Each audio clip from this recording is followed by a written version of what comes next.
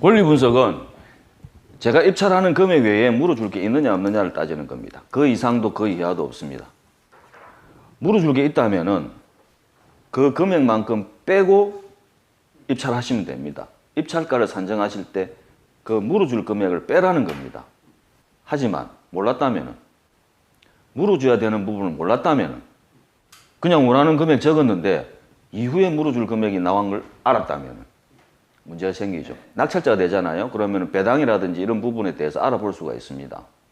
그렇게 하는 과정에서 잘못됐다는 걸 알게 되는 거야.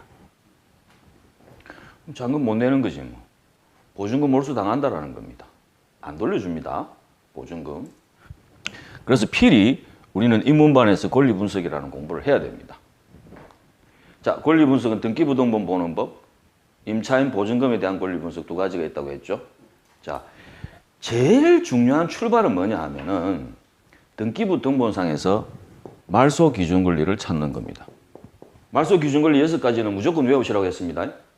근저당, 저당, 가압류, 압류, 담보가등기, 경매기입등기.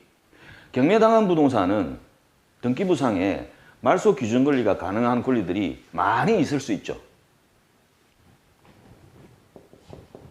근저당, 가압류, 압류, 또 뭐 담보가등기도 한번 해볼까요? 경매가 진행이 되면 경매기입 등기가 될 겁니다. 임의경매든 강제경매든 되겠죠. 제가 순서대로 나열했습니다.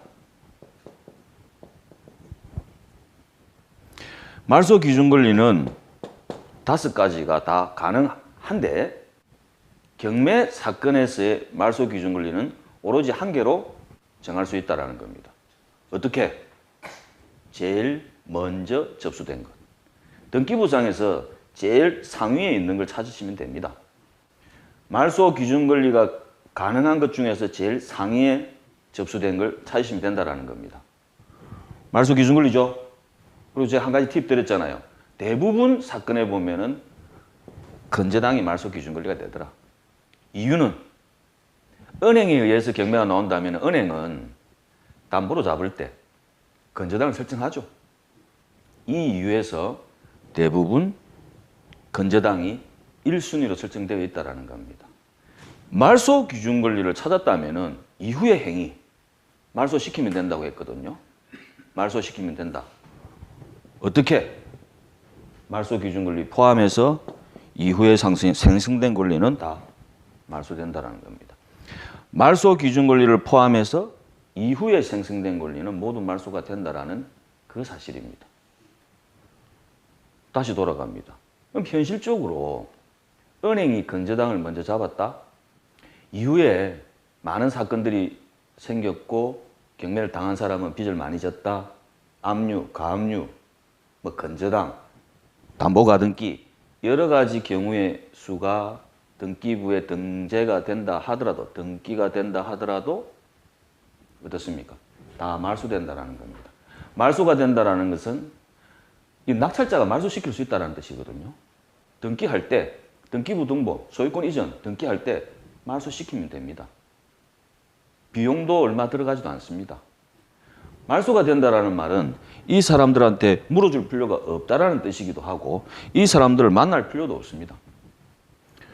분명히 또 이 중에서는 돈을 못 받는 사람도 있을 겁니다. 신경 쓸 필요가 없다라는 뜻입니다. 아시겠습니까?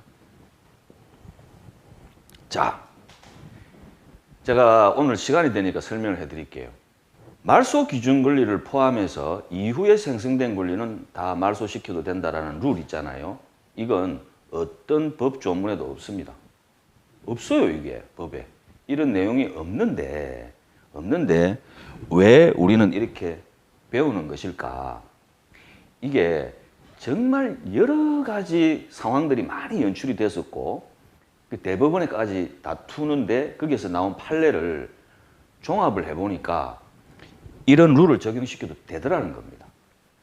등기법을 아무리 보셔도 이런 내용은 없습니다. 말소기준권리를 찾아라. 말소기준권리를 포함해서 이후에 생성된 권리를 말소시켜라.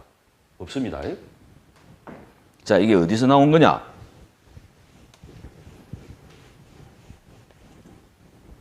등기의 목적, 등기의 취지 여기에서 나온 건데요.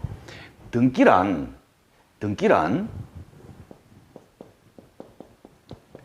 원칙이 있는데요. 원칙이 첫 번째,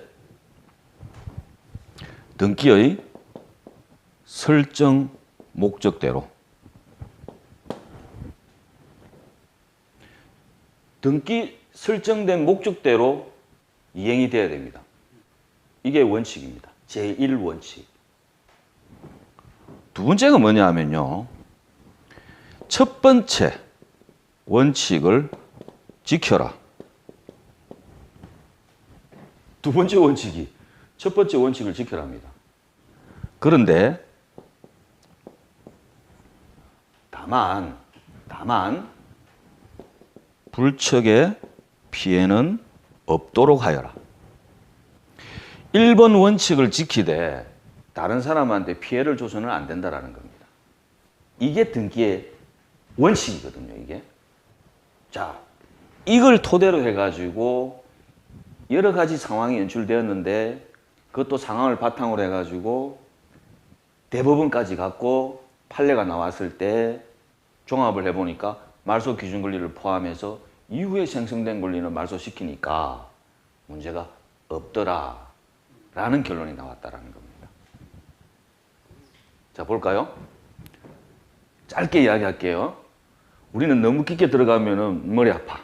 학자가 되려면은 공부를 하셔야 되는데 우리가 배운 대로 말소 기준 권리 원칙 준수하면 되거든요. 아무 문제 없거든요. 너무 복잡하게 갈 필요 없는데 하나 예를 한번 들어볼게요. 1번 건저당이 있습니다. 자, 조금 생소할 수 있어요. 2번 지상권이 있습니다. 3번에 또 건저당이 있을 수 있습니다. 4번에 가압류가 있을 수 있습니다. 자, 5번에 경매 등기가 되었습니다. 지상권이라는 말이 나왔죠. 타인의 토지를 사용 수익할 때 설정할 수 있는 물건입니다. 토지입니다. 타인의 건물을 사용 수익할 때 설정하는 권리는 전세권이거든요. 우리나라는 토지와 건물 별개의 부동산으로 본다고 했잖아요. 한국전력공사가 송전탑 설치하잖아요. 타인의 토지를 사용 수익하죠. 그때 지상권을 설정합니다. 그렇게 해야 송전탑이 안전하다라는 겁니다. 지상권 설정 안 했다가는 송전탑 뽑혀 나갑니다. 소유자 바뀌었을 때 뽑혀 나갈 수 있다는 겁니다. 자, 그 내용인데 만일에 경매가 진행이 되었고 경매 사건의 등기 부상에 이렇게 되어 있더라.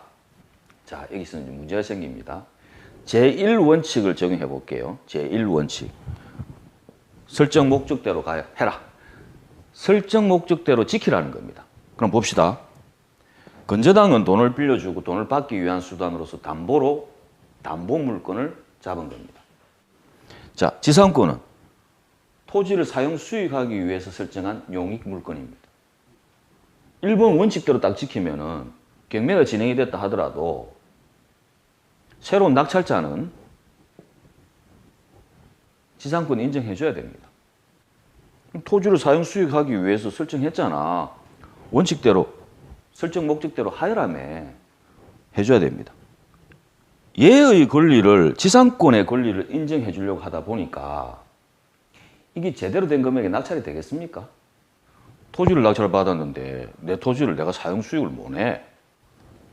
제대로 낙찰이 되겠습니까? 안 되겠죠. 금액이 낮아질 겁니다. 이 부동산은 가치가 1억짜리였습니다. 그래서 건저당권자가 7천만 원을 빌려준 거예요. 1억짜리니까 7천만 원 빌려줬을 때 안전하다고 생각했겠죠. 하지만 건저당을 설정할 당시에는 이런 내용이 없었잖아요.